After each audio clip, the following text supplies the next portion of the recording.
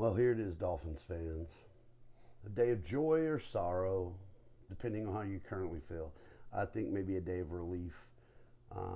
Today, the Miami Dolphins officially fired Mike McDaniel.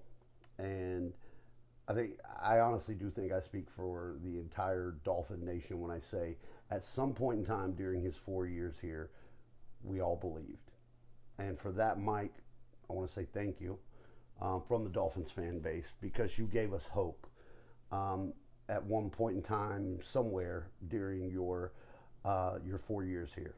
You also almost resurrected the career of a number one pick that was a mistake. No offense to it, it's just you weren't the right call there. Justin Herbert was, but thank you, Chris Greer. So we fixed the Greer problem earlier. Now we're on to McDaniel. Look, we had good memories, right? 70 points. We were all there, right? 70 points, an NFL record, so we're always going to have that. And Mike, you're always going to have that.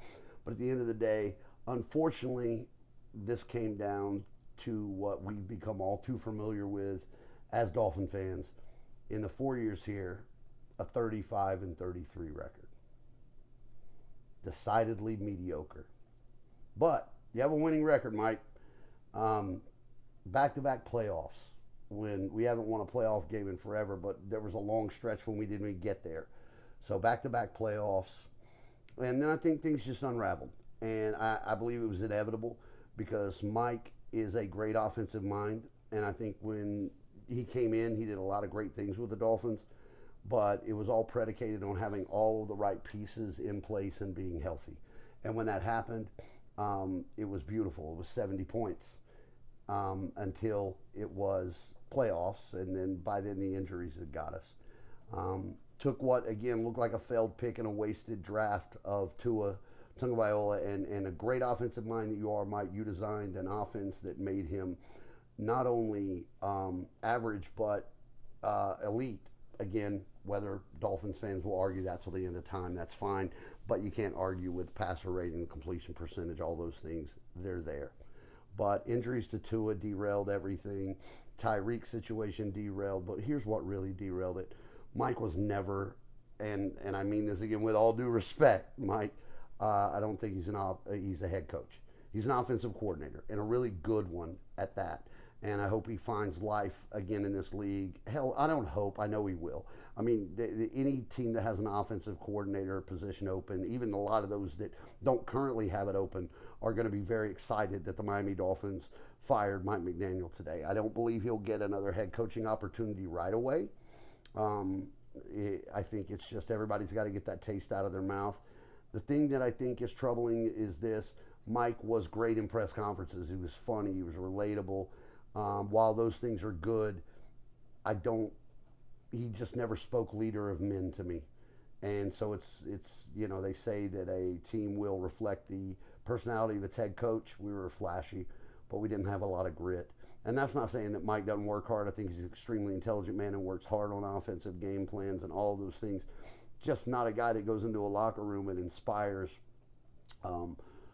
a team to play the kind of football that wins in the NFL. With all that being said, I think Stephen Ross really, really, really was a huge Mike McDaniel fan. And I think this was a very tough decision for him.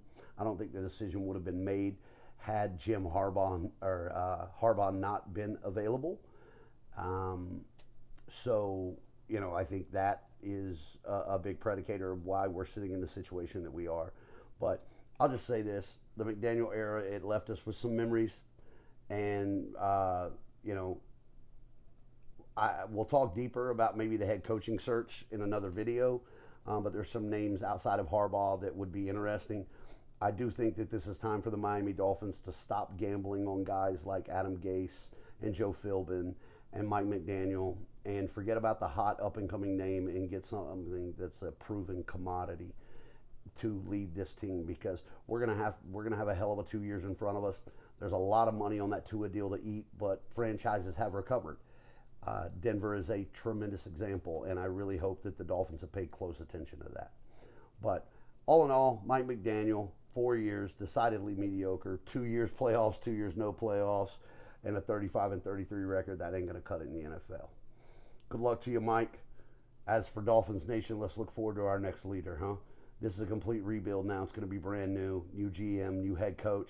I think it's an exciting opportunity for hopefully some really big names. With that,